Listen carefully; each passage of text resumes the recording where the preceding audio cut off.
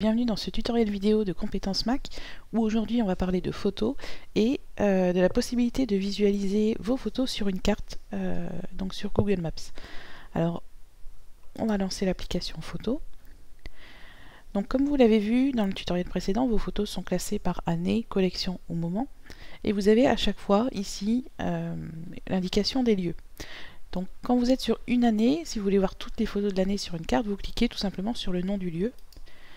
Et voilà, par exemple là, la carte s'affiche et donc on voit qu'il y a eu des photos prises ici en France et ici en République dominicaine. Donc c'est pas très détaillé, donc on va plutôt agrandir, on va passer à la vue collection. Et ici, voilà, par exemple à Paris, on va cliquer ici et on va voir les photos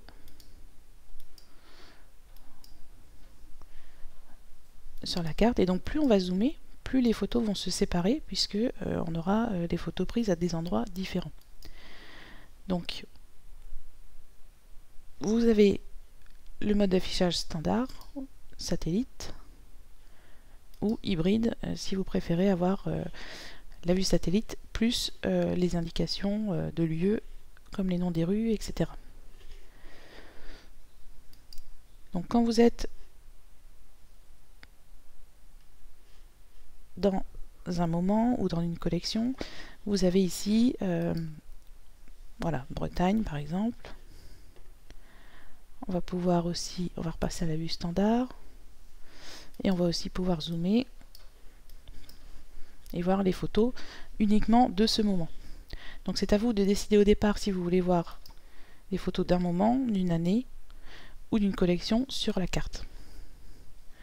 Voilà, donc c'est assez simple, hein, il suffit de cliquer sur le nom du lieu, même s'il est en gris clair, il est actif. Donc voilà, n'hésitez pas et vous pourrez ainsi visualiser vos photos sur une carte. Sous OS 10 Yosemite, il n'est pas possible actuellement d'ajouter un lieu manuellement à une photo. Par contre, sous OS 10 El Capitan, donc comme là où je suis, il est tout à fait possible d'ajouter un lieu manuellement sur une photo. Donc c'était un élément qui manquait vraiment.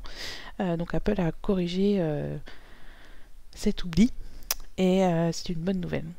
Voilà, donc je vous retrouve dans un prochain tutoriel vidéo et en attendant, je vous souhaite une bonne continuation sur votre Mac.